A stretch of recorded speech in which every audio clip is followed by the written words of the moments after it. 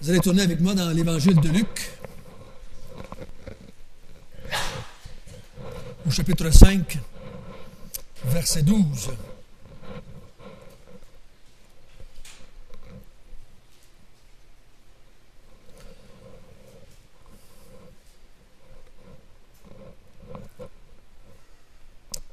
La Bible nous montre Dieu sous différentes facettes. Elle nous montre que Dieu a un grand pouvoir, une grande puissance. Et souvent, quand on demande aux gens où est-ce que Dieu nous montre sa puissance, la plupart des gens vont nous dire à travers la création. Dieu nous montre sa puissance. Et c'est vrai, c'est vrai. Si je vous mets dans une chambre vide, de toutes choses, complètement vide, et je vous demande de me fabriquer quelque chose, vous allez voir que ça prend du pouvoir. Je vous mets complètement vide. Puis je dis, ah ouais, fabrique-moi la plus petite chose que tu voudras, mais fabrique-moi quelque chose. Vous allez voir que ça prend de la puissance. Mais le plus grand pouvoir de Dieu, ce n'est pas de fabriquer quelque chose. Le plus grand pouvoir de Dieu, c'est de pardonner. J'expérimente, et vous expérimentez comme moi,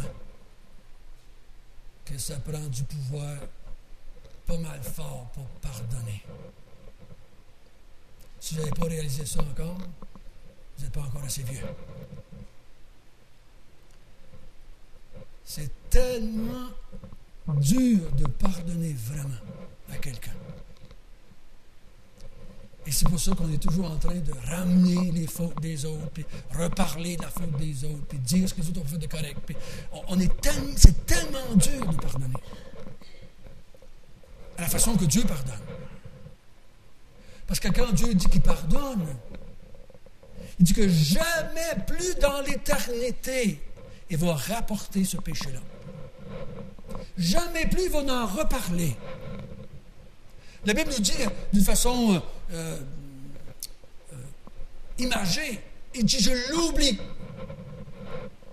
Quand vous avez oublié quelque chose, pouvez-vous en parler? Ben non. Si j'ai oublié, je ne peux pas en parler.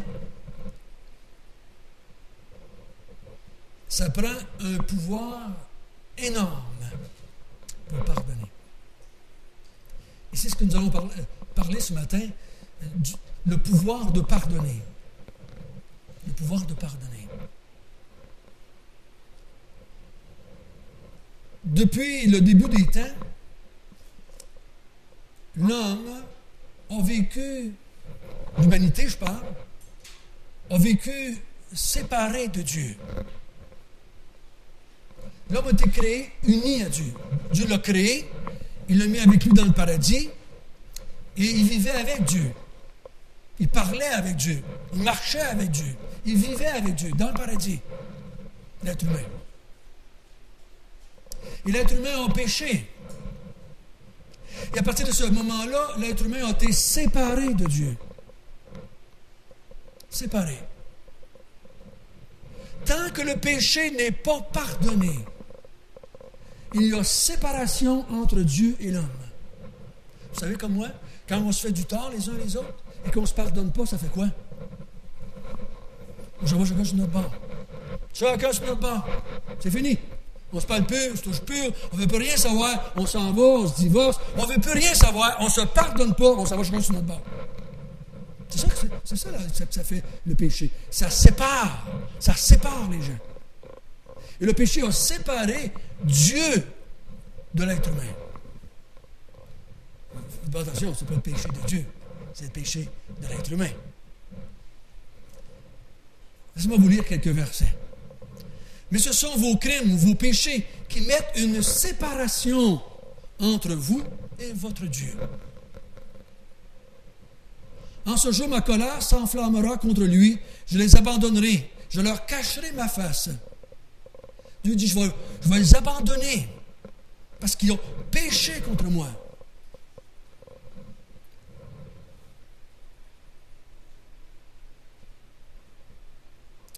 quand on s'avancera pour combattre les Chaldéens et qu'ils seront remplis de cadavres des hommes que je frapperai dans ma colère et dans ma fureur, à cause de la méchanceté desquels je cacherai ma face à cette ville. Quand Dieu dit qu'il cache sa face, ça veut dire qu'il ne peut plus voir. Vous avez déjà fait ça avec les enfants?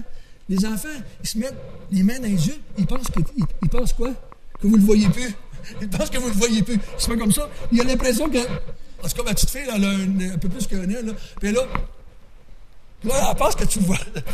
Coucou, papy! Puis là, elle a l'impression... Si moi, je me fais de même, là, j'ai l'impression qu'elle ne me voit pas. Dieu dit, je vais cacher ma face. Tu ne me verras plus, tu ne me parleras plus. Je ne serai plus avec toi. Parce que tu as péché.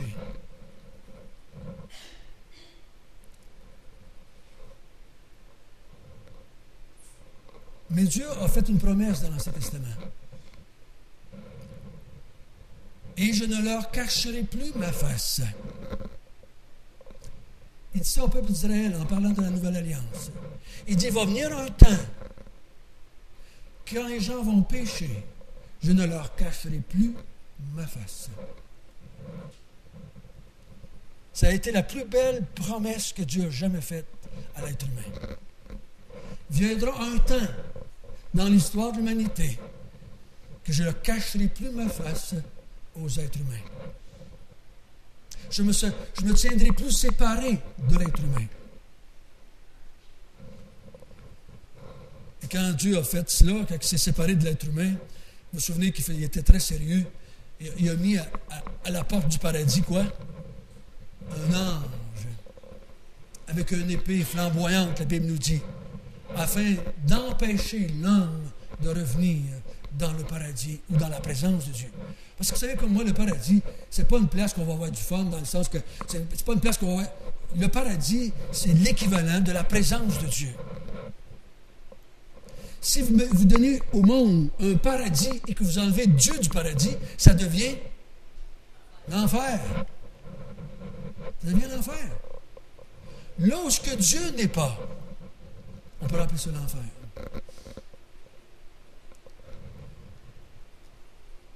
Et ce matin, on va voir un texte qui nous parle de cette belle promesse de Dieu. Quand Dieu a dit, il y aura un temps où je ne cacherai plus ma face aux hommes. En tout cas, à ma compréhension, les hommes sont encore pécheurs. Les femmes aussi, bien entendu. On est encore des pécheurs. Comment est-ce que Dieu a pu dire dans l'Ancien Testament, il y aura un temps où je ne cacherai plus ma face quand les hommes sont encore pécheurs? Une espèce de contradiction, là, hein? Si c'est le péché qui nous a séparés de Dieu, comment ça que même si on continue à pécher, Dieu dit, je ne vais plus te séparer de toi, je ne me séparerai plus de toi, je ne te cacherai plus ma face, même si tu es encore un pécheur. Vous tous encore des pécheurs ce matin ici? Même si vous ne levez pas la main, vous êtes des pécheurs comme moi. Vous avez péché cette semaine. Est-ce que Dieu était caché ou si tu peux voir la face de Dieu pareil? Hein? Et c'est pour moi les plus grands moments de joie de ma vie. C'est dans ces moments-là, quand je réalise ça, que je peux voir Dieu malgré que je suis un tordu. Que je peux me rentrer dans sa présence malgré que je suis un pécheur. C'est le plus beau moment de ma vie. Quand je m'arrête, est-ce que je pense à ça? Pas d'autre chose pour me faire plus jouir de Dieu que ça. Luc, chapitre 5, on va étudier ce texte-là. Vous savez comme moi que les différents auteurs des évangiles ne placent pas les événements à la même place. Hein? Ils vont prendre des histoires, mais ils ne les mettent pas toujours d'une façon chronologique. Des fois, ils vont les rassembler, comme Matthieu, mettons. Matthieu, au chapitre 13, il fait un rassemblement de plusieurs paraboles. La parabole de l'ivraie, la parabole de la bonne semence, la parabole des 10 vierges. Il y a beaucoup de paraboles. Il a tout rassemblé, les paraboles qu'il se souvenait que Jésus avait racontées. Il les a toutes mis dans le même chapitre. Ça ne veut pas dire que Jésus a commencé à dire « Écoutez-moi bien, j'ai 10, 12 paraboles à vous raconter. » Il n'a pas fait ça de suite. Les paraboles étaient souvent racontées quand Jésus voulait faire comprendre une vérité. Donc, il y avait une vérité à dire, et qu'il racontait une parabole pour les aider à comprendre. Une parabole, c'est juste une histoire, la plupart du temps figurée, qui n'est pas vraie, mais c'était inventé, une histoire inventée par Jésus pour faire comprendre à son auditoire une vérité. Une vérité. Donc, automatiquement, ici, Luc va emmener une histoire que Matthieu n'a pas placée à la même place, que Marc n'a pas placée à la même place. Mais il l'a placé là, je pense qu'il y avait un but en la plaçant là. C'est l'histoire du lépreux. Lisons-la ensemble. Jésus était dans une des villes, et voici un homme couvert de lèpre, l'ayant vu tomber sur sa face. Et lui fit cette prière. « Seigneur, si tu le veux, tu peux me rendre pur. » Jésus étendit la main, le toucha et dit, « Je le veux, sois pur. » Aussitôt la lèpre le quitta. Puis il lui ordonna de n'en parler à personne, mais il dit, « Va te montrer au sacrificateur et offre pour ta purification ce que Moïse a prescrit, afin que cela leur serve de témoignage. » Sa renommée se répandait de plus en plus et les gens venaient en foule pour l'entendre et pour être guéris de leur maladie. Et lui, il se retirait dans les déserts et priait. Je crois qu'il a placé cette parabole-là, cette histoire-là, cet événement-là, justement avant une autre histoire qu'il veut qu'on comprenne, Luc. Je crois que cette histoire-là sert d'introduction à l'autre histoire. Parce qu'il va montrer ici cet homme-là qui était un lépreux. Pour nous autres, on ne connaît pas ça, la lèpre. Qui a déjà parlé avec un lépreux? Personne. Qui a déjà touché un lépreux? Personne. On ne connaît pas ça, des lépreux. On ne sait pas c'est quoi un lépreux. En général, on en a vu à la télévision, et c'est peut-être pas tout à fait très beau. Aujourd'hui, en fait, il y a toutes sortes de programmes humanitaires pour aider les lépreux. Il y a des gens qui consacrent leur vie entière à aller vivre avec ces lépreux-là. On connaît un qui vient du Québec, c'était Cardinal Léger, qui lui a vécu toute sa vie parmi les lépreux pour les aider, pour soulager un peu leur misère. Mais des fois, ce qu'on oublie, nous, ce qu'on ne comprend pas, c'est que les lépreux, dans ce temps-là, Dieu les avait choisis pour donner une leçon de choses au peuple d'Israël. Quand tu étais un lépreux, tu étais exclu de la communauté. On te mettait en dehors de la ville. On t'envoyait aussi loin que possible. Et tu étais coupé de toute relation avec les autres êtres humains qui n'étaient pas des lépreux. Vous avez vu toutes sortes de films qui montraient toutes sortes de choses. On faisait toutes sortes de... On allait amener du manger dans une place, puis on se dépêchait à courir dans l'autre sens pour pas que les lépreux... Parce qu'on croyait que c'était contagieux et que c'était terrible d'attraper la lèpre. On en mourait. Bien entendu, on en mourait. Mais ce qu'on oublie souvent, c'est quand tu étais un lépreux, tu n'étais pas juste coupé des hommes. Tu étais coupé de Dieu à cause de ta lèpre. Tu ne pouvais plus jamais rentrer dans le temple en Israël. Jamais. C'était fini. Tu étais en dehors de la relation avec Dieu. Tu ne pouvais plus. Imaginez-vous un lépreux. En plus d'être coupé des tiens, de ta femme, de tes enfants, de ta parenté, de tes amis, tu es coupé, tu es loin. Tu es tout seul dans un trou à quelque part avec d'autres comme toi et vous attendez juste la mort. Mais en plus, tu sais très bien que tu ne peux pas aller dans la présence de Dieu. Tu ne peux pas présenter devant Dieu. C'est fini. Tu ne peux pas aller offrir des sacrifices pour tes péchés. Tu ne peux pas aller faire des actes d'adoration. Tu ne peux pas aller prier. Tu ne peux pas aller demander au prêtre d'intercéder en ta faveur. Tu étais coupé de Dieu. Et ici, Jésus va utiliser cela pour introduire l'autre histoire. Jésus qui l'a fait, mais je ne crois pas que Jésus a compté les deux histoires en même temps, mais Luc le fait exprès. Jésus dit à l'homme quoi? J'ai le pouvoir, moi, de rétablir la relation que tu as perdue avec tes semblables. Et j'ai le pouvoir, moi, Jésus, de te remettre en relation avec Dieu. J'ai ce pouvoir-là. J'ai cette capacité-là. Le lépreux démontre sa foi dans la personne de Jésus. Le lépreux, je ne sais pas comment il a entendu parler de Jésus. Mais ici, ce qu'on voit, c'est qu'il a sorti de son trou, puis s'est emmené en ville. Il a pris des gros risques, il s'est emmené en ville pour aller voir Jésus. Parce que Jésus il n'allait pas là-bas. Puis lui, il n'était pas supposé de venir de ce côté-là. Mais il est venu en ville. Et j'imagine un peu comme les films, quand le gars passait, savez-vous ce qu'il devait faire? Il devait crier à poumon plein, perdu. Il devait crier « Lépreux, lépreux, lépreux ». Ça fait que tout le monde s'éloigne, tout le monde part en courant sur tous les bords. Imaginez-vous donc quelle sorte de vie ces hommes-là avaient, ces femmes-là avaient. Mais tout le monde est parti, excepté Jésus est resté là. Il dit à Jésus, si tu le veux, tu peux me rendre pur si tu veux. Et la Bible ici dit, Jésus l'a touché. Ce que jamais personne ne faisait. Jésus l'a touché. Puis il a dit quoi? Je le veux. Et instantanément, il est devenu pur. Plus de lèpre. Automatiquement, sa relation avec les hommes était rétablie. Et là, il lui dit,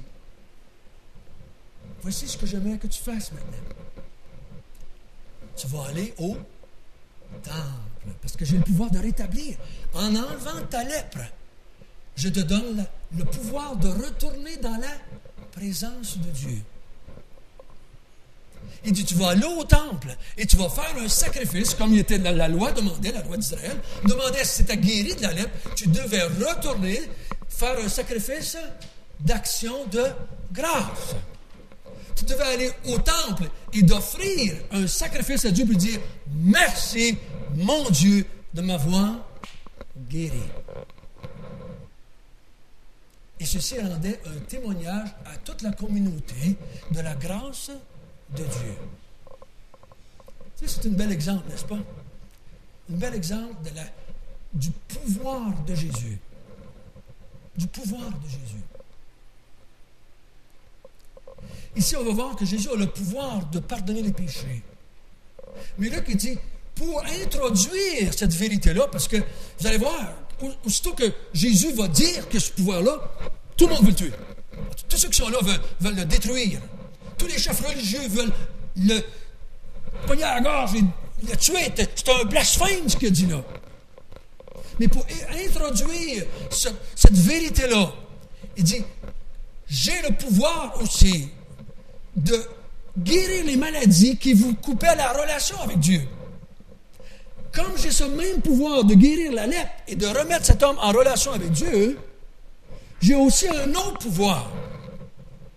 Un autre pouvoir beaucoup plus grand que ça. Beaucoup plus nécessaire que ça. Beaucoup plus utile à l'être humain que cela.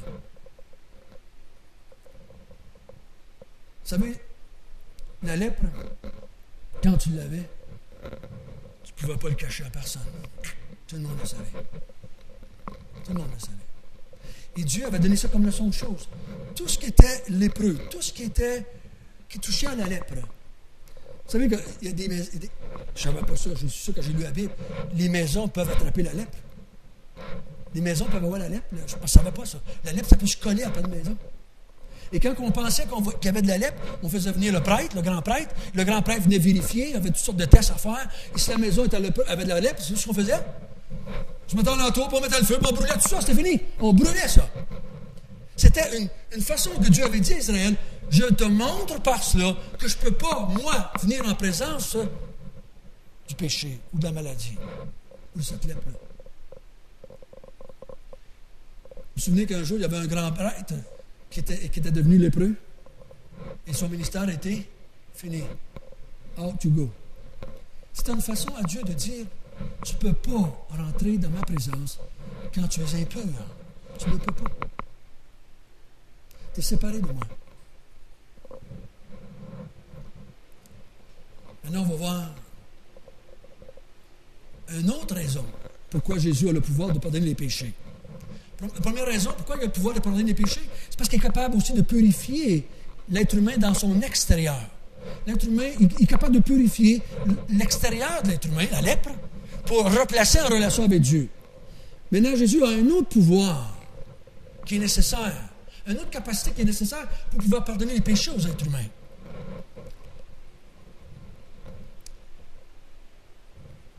Un jour, Jésus enseignait et les pharisiens et les docteurs de la loi étaient assis, venus de tous les villages de la Galilée, de la Judée et de Jérusalem, et la puissance du Seigneur se manifestait par des guérisons. Et voici des gens portant sur un lit un homme qui était paralytique, cherchaient à le faire entrer et à le placer sous ses regards.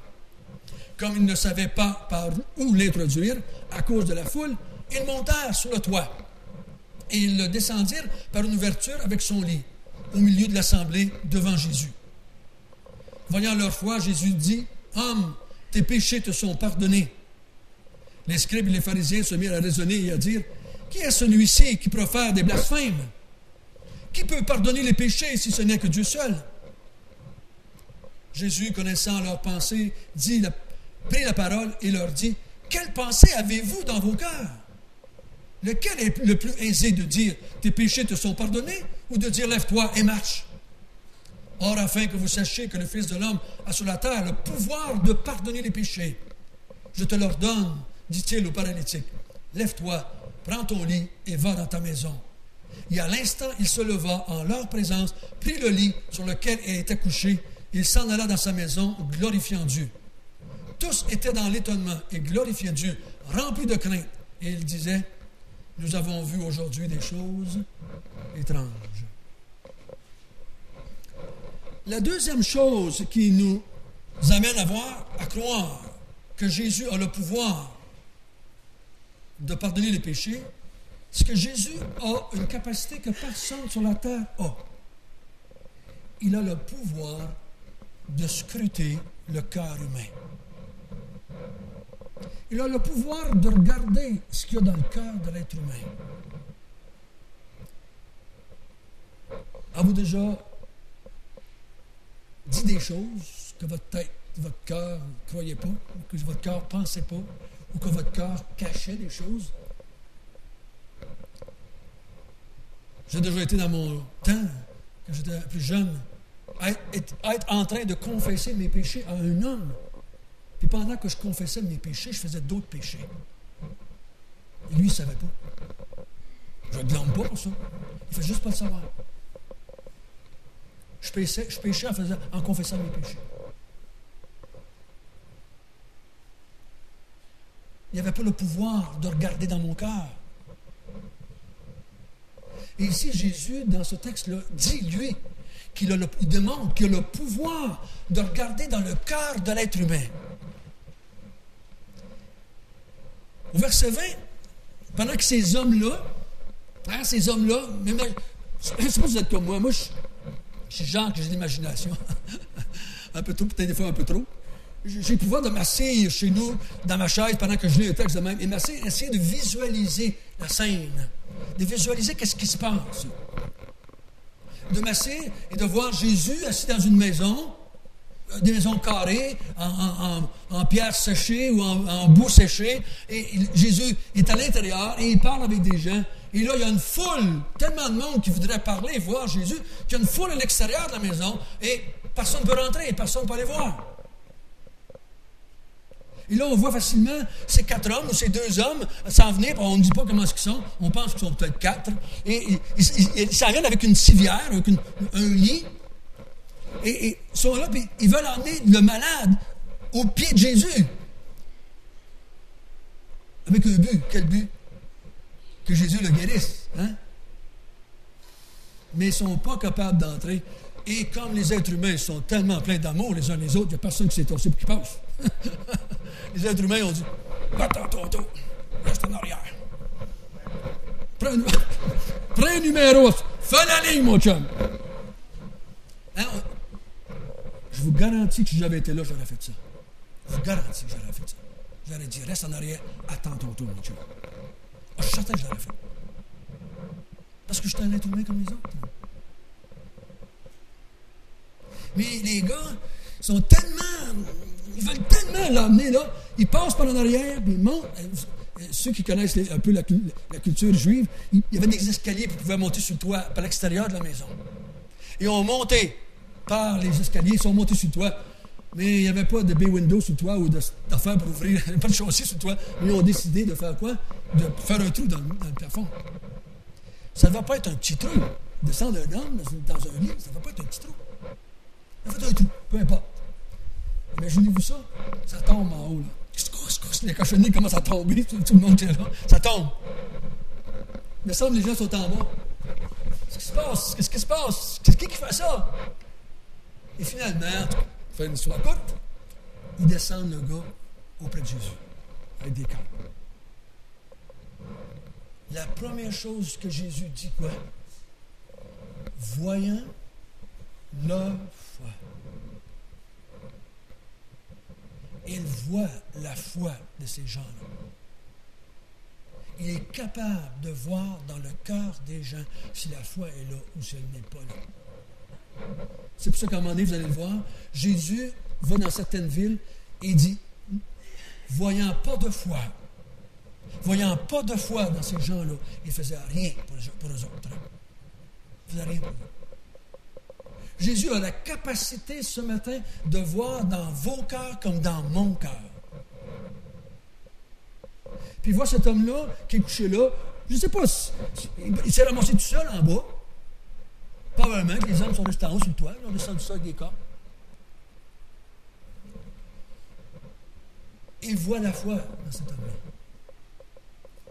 Et cet homme-là est venu pour être guéri de sa maladie. Mais Jésus, à cause qu'il voit la foi, il va lui dire quelque chose que ceux qui n'ont pas la foi ne croiront jamais. Il regarde l'homme dans les yeux, il voit qu'il y a de la foi, il dit, je vais te dire quelque chose de bien plus important que la guérison physique, tes péchés te sont pardonnés. Et l'homme, qu'est-ce qu'il fait? Il le croit. Pourquoi? Parce qu'il y a de la foi à l'intérieur. Jésus lui dit quelque chose d'inconcevable pour un juif, d'inconcevable pour un hébreu. Le pardon des péchés ne s'obtenait pas de même dans l'Ancien Testament. Il y avait tout un paquet de rituels à faire au temple pour avoir le pardon des péchés. Mais Jésus sait que cet homme-là a foi en lui et il lui dit, tes péchés sont pardonnés, et l'homme le croit, tout simplement. Jésus aurait pu lui dire, je vais t'envoyer sur la lune. Et il l'aurait cru. Parce qu'il avait la foi. Le mot foi, ça veut dire, j'ai confiance. Je crois en ce que tu dis. Ce que tu dis, c'est la vérité. Si tu me dis que mes péchés sont pardonnés, je le crois, tout simplement. Parce que si tu ne crois pas, tu fais Jésus un menteur. Et si Jésus est un menteur, on est tous dans la... Jésus n'est pas un menteur. Mais ceux qui n'ont pas la foi vont dire que Jésus est un menteur. Et Jésus dit à cet homme-là ici, je vois dans ton cœur, et j'y vois de la foi. Et je te dis, tes péchés te sont pardonnés. Et là, il se vire de bord, mais il ne voit pas juste ceux qui ont de la foi, il voit aussi ceux qui n'ont pas de foi.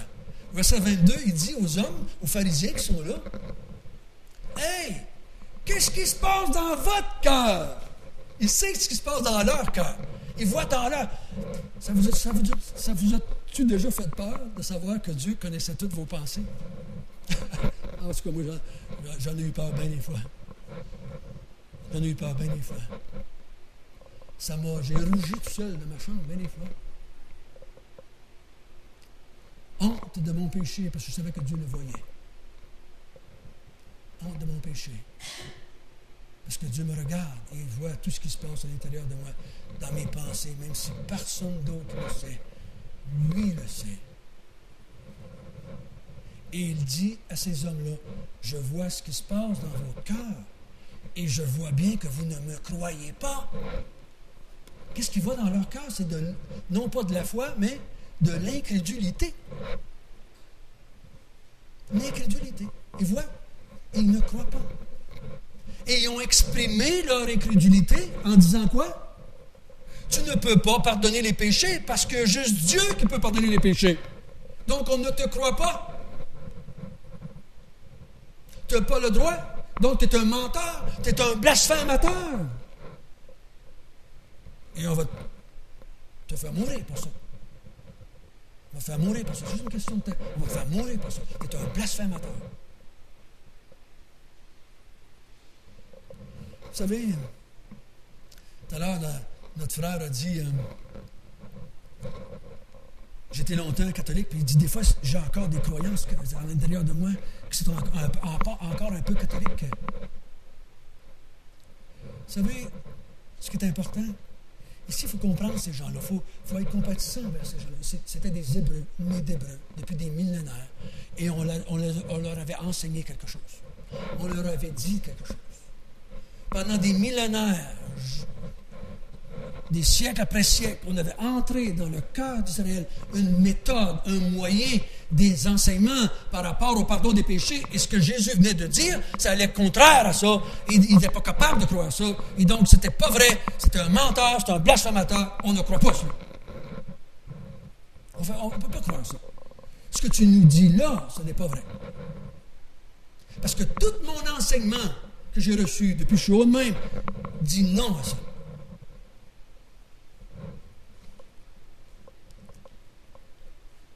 Mais Jésus veut qu'il croie. Hein? Jésus voudrait donc qu'il croie. Il voudrait donc qu'il vienne à cette compréhension-là de dire, si moi, Jésus, je dis quelque chose, c'est vrai. Il va faire une étape de plus. Il va aller un peu plus loin pour leur montrer que lui, le Fils de l'homme, a le pouvoir de pardonner les péchés. Parce qu'il aimerait faire une chose avec ces hommes-là. C'est quoi? C'est de leur pardonner. Les pharisiens étaient les gens les plus aimables de la société. Nous, on a tendance à les voir noirs, un petit peu, les pharisiens. Parce que, pourquoi on a tendance à les voir noirs? C'est parce que Jésus a parlé d'eux autres à plusieurs reprises dans le Nouveau Testament. Puis ce qu'il a dit d'eux autres, c'était très noir. Mais je vous garantis, j'en suis certain à 100%, si vous aviez vécu avec des pharisiens, vous auriez tous dit, c'est des bonnes personnes. Vous auriez tous dit ça. Parce que c'était des bonnes personnes. C'est des gens très bien dans notre société. Selon les valeurs de la société, c'est des gens très bien, t'es pas pire que les autres. C'est des gens qui enseignaient la Bible, qui se tenaient dans les synagogues, qui instruisaient le peuple, qui faisaient du bien. C'est des gens qui étaient très bien.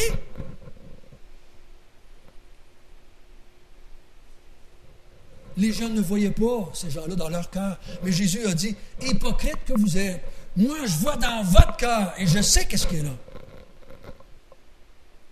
C'est ça qui nous donne cette conviction profonde que Jésus est capable de voir dans l'être humain et de déceler. Là. On peut tromper tout le monde, vous savez. On peut même, si vous êtes d'assez bons menteurs, vous pouvez vous faire croire des menteries, vous savez ça. Hein? Vous pouvez vous convaincre vous autres même que vous avez raison. Ça, c'est des bons menteurs. Mais on ne peut pas tromper Jésus. On ne peut pas tromper Dieu. On peut tromper les chefs religieux, on peut tromper notre femme, on peut tromper nos maris, on peut tromper nos enfants, on peut tromper bien du monde, mais on ne trompera jamais Jésus. Jamais. Et la troisième, Jésus dit, j'ai le pouvoir de purifier le corps pour le remettre en relation avec Dieu. J'ai le pouvoir de voir dans ton cœur si tu as de la foi ou si tu n'as pas de foi. J'ai ce pouvoir-là de voir à l'intérieur de toi et je ne me trompe jamais. J'ai aussi le pouvoir de pardonner les péchés parce que je suis le Fils de l'homme. Quand ils disent au verset 21, quand ils disent, il y a juste Dieu qui a ce pouvoir-là. savez, je vais vous lire quelques versets ici, de l'Ancien Testament. Mais le pardon se trouve auprès de toi, éternel Jéhovah, peu importe comment on l'appelle, afin qu'on te craigne. Que le méchant abandonne sa voie, l'homme d'iniquité ses pensées, qu'il retourne à l'Éternel, qui aura pitié de lui, à notre Dieu, qui ne se lasse pas de pardonner. Dans Michée, c'est que Dieu est semblable à toi, qui pardonne l'iniquité, qui oublie les péchés. Donc, dans l'Ancien Testament, il y avait juste une personne qui pouvait pardonner, c'était la personne de Dieu. Il n'y avait pas d'autre. Et ces vérités-là étaient rentrées dans leur tête. Puis ils disent à Jésus, tu ne peux pas pardonner. Tu ne peux pas pardonner. Tu sais pourquoi dans leur tête qu'ils se pensaient ça? Parce que le gars qui était devant eux autres, selon leur compréhension, ce Jésus pour eux autres était juste un autre être humain pécheur. Un être humain pécheur ne peut pas pardonner, il a besoin d'être pardonné. Peu importe l'être humain que vous allez côtoyer, peu importe quel nom qu'il peut se donner, il n'a pas le pouvoir de pardonner les péchés. Juste Dieu qui a ce pouvoir-là. Ici, Jésus va dire, je vais vous prouver que j'ai le pouvoir en tant que fils de l'homme, en tant qu'un être humain.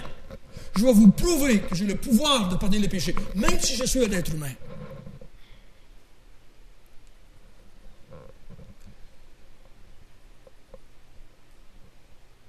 Pourquoi Jésus n'a-t-il pas dit, je me suis posé la question cette semaine, pourquoi Jésus n'a-t-il pas dit à ces hommes-là qui le remettaient en question, qui l'accusaient d'être un blasphémateur, pourquoi il n'a-t-il pas dit, je suis Dieu.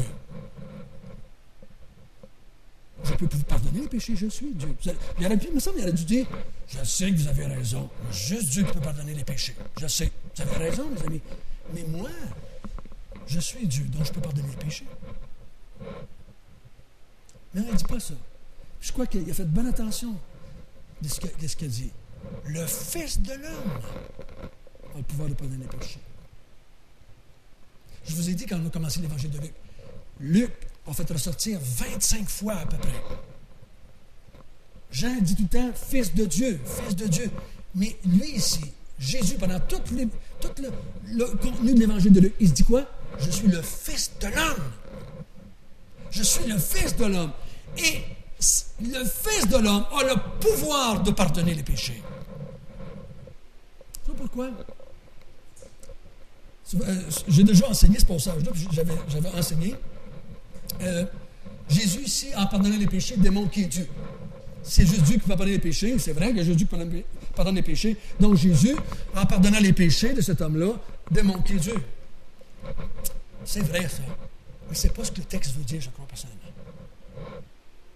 Jésus veut dire, à cause que je suis le Fils de l'homme, je peux pardonner les péchés.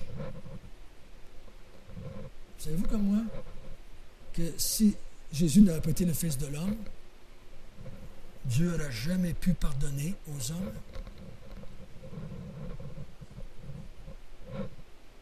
Il n'aurait jamais pu. Si Jésus n'était pas le Fils de l'homme, Dieu n'aurait jamais été capable ou eu le pouvoir de pardonner les péchés. Tu sais pourquoi? On a vu au début, séparation du péché de l'être humain avec Dieu. Hein, l'être humain, c'est comme si l'être humain était en dehors de la bâtisse, en dehors de la présence de Dieu. Il a péché. À cause que péché, il ne peut pas revenir dans la présence de Dieu. Il ne peut pas. Dieu a mis un ange, a fermé le paradis, il dit, tu ne peux plus rentrer dans ma présence. Puis même, il dit à plusieurs reprises, si tu rentres, tu meurs. Si tu rentres dans ma présence, tu meurs. On le voit dans l'Ancien Testament. À plusieurs reprises, des hommes ont essayé d'entrer dans la présence de Dieu. Ils sont tombés morts. Ils ne peuvent pas rentrer dans la présence de Dieu. Ils sont des pécheurs. Ils ne peuvent pas. L'homme a besoin d'être pardonné, mais il ne peut pas rentrer dans la présence de Dieu pour demander pardon. Voyez-vous le dilemme? Il ne peut pas rentrer.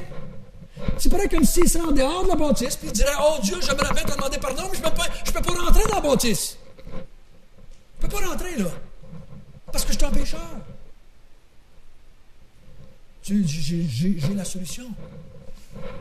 Dieu dit, moi, je vais sortir de la bâtisse. Dieu a sorti, il s'est incarné dans la personne de Jésus, puis il est devenu un homme, puis il est venu vivre parmi les hommes. Il dit, maintenant, je suis devenu un homme comme vous.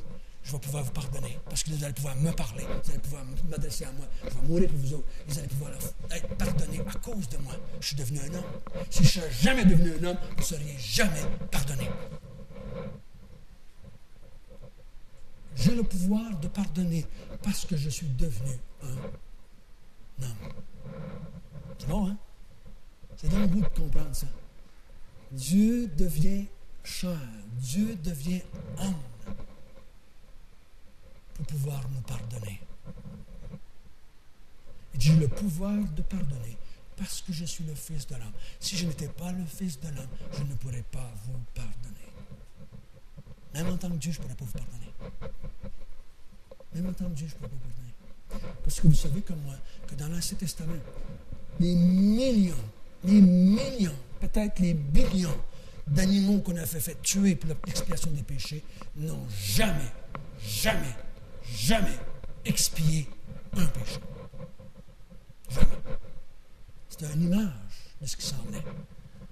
Ça prenait un sacrifice parfait. Et ce sacrifice-là, c'était Jésus qui dit, je suis l'agneau de Dieu. Et moi, quand je vais mourir, je vais effacer les péchés du monde.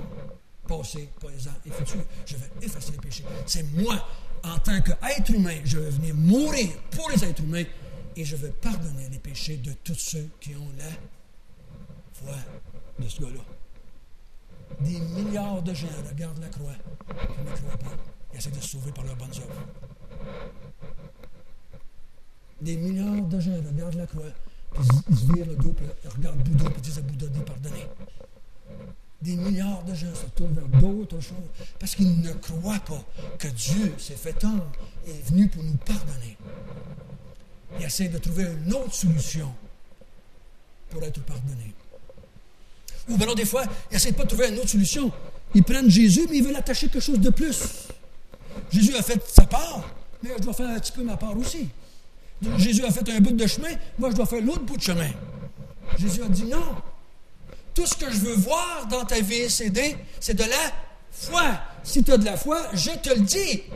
Tes péchés te sont... Une fois, j'avais un jeune homme, il s'appelait François aussi.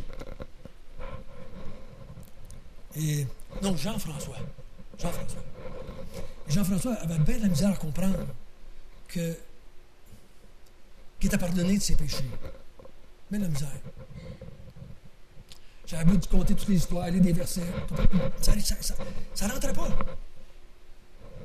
Donc, j'ai mis une chaise vide devant lui, puis j'ai fait asseoir sur une autre chaise devant la chaise vide. Il dit à Jean-François, tu crois-tu que Jésus est omniprésent? Il est présent partout. Oui. Il est-tu présent sur la chaise? Oui. Ben oui, s'il est présent partout, il est présent aussi sur la chaise. Hein? Logique. Maintenant, j'ai dit, moi, je vais faire Jésus. Je me suis mis en arrière de la chaise et dit, essaye de ne pas me voir. Puis j'ai lu le verset ici. Jean-François, je suis mort pour te pardonner tes péchés. Je me suis sauté. J'ai dit, Jean-François, dis-y que tu ne le crées pas. Vas-y. Dis-lui. Et j'ai dit, tu dis que tu n'es pas sauvé. Dis-y. Tu dis que tu m'as pardonné, mais je ne te crois pas. J'ai jamais été capable de le dire. Finalement, il a dit, je crois. Je crois parce que tu le dis. Parce que tu le dis. C'est simple de même, hein? Jésus a dit, je t'ai pardonné. Le croit-on? Si on le croit, on est pardonné. S'il y a de la foi. Mais je vais vous dire le secret. Il ne le dit pas à ceux qui n'ont pas la foi. Ça ne sert à rien. Mais quand il y a de la foi qui est là, Jésus vient leur dire tout simplement, tes péchés te sont pardonnés. Et ils croient. Et Jésus peut leur dire toutes sortes de choses à ces gens-là. Puis ils vont toujours dire, je crois. Un jour, tu vas t'en aller dans le ciel avec moi. Je crois. Un jour, je vais changer toute la terre. Je crois. Un jour, tu vas avoir un corps ressuscité. Je crois. Tout ce que tu dis, je crois. Je vous ai déjà dit, c'est pas à ce que vous avez dit oui hier qui est important. C'est de toujours dire Oui. Quand Dieu nous dit quelque chose, on dit toujours, oui, je crois. Oui, je crois. Et moi, je crois personnellement que les croyants, les vrais croyants, disent je crois jusqu'à la mort. Jusqu'à la mort. Jusqu'à la mort. Jésus peut leur dire des choses tellement... Les gens nous traitent de niaiseux, d'imbéciles de croire à ces affaires-là. Dieu dit, voyons donc, vous êtes arriérés, vous êtes bons, rien. Qu'est-ce que vous dites là, croire des affaires? Ça se peut pas. La science nous a prouvé le contraire. Blablabla. On nous dit toutes sortes d'affaires. Et le croyant continue à dire, je crois. Je crois à ce que Jésus a dit. Ah, des fois, j'ai de la misère. Ça n'a pas toujours de la logique dans ma tête, pas toujours de la logique. Mais je continue à dire, je crois. Je crois. Et Jésus nous a dit, je t'ai pardonné tes péchés, Donald. Je crois. Je crois. Les péchés passés, les péchés d'aujourd'hui et les péchés de demain sont pardonnés. C'est fini. Une fois pour toutes. Jésus, en tant que Fils de l'homme, a le pouvoir de pardonner les péchés. Prions ensemble. Notre Père du ciel, quelle vérité! On est conscient, Seigneur, que la plupart d'entre nous, pendant des années, on n'a pas cru ça. On essayait de se sauver par nos propres moyens. On a essayé de pratiquer des religions, chacun d'entre nous.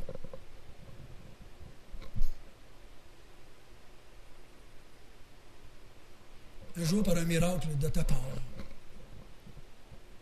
tu nous as dit des vérités et nous avons dit que nous croyons. Je crois. J'ai la foi. On te bénit, Seigneur Jésus. On te rend grâce d'avoir accepté de t'incarner, d'être venu sur la terre. Toi, le Dieu Tout-Puissant.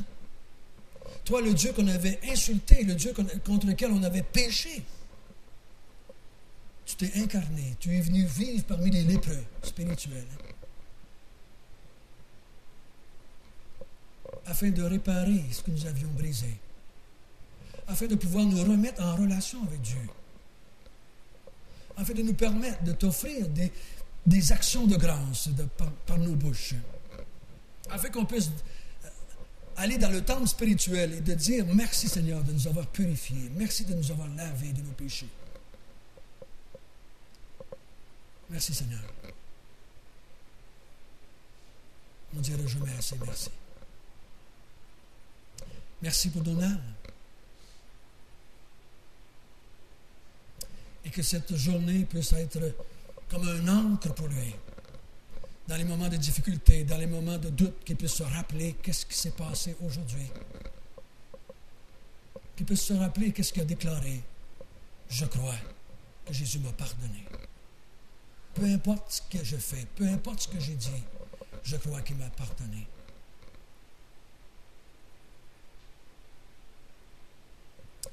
Et on te prie comme nous l'a demandé, que tu puisses lui donner la grâce, à lui et à nous, d'avoir la capacité de transmettre cette vérité à d'autres. On va en trouver, nous autres aussi, des hommes et des femmes qui ont la foi. Et quand on va leur dire, ils vont croire. Et c'est au nom de Jésus que nous te prions. Amen.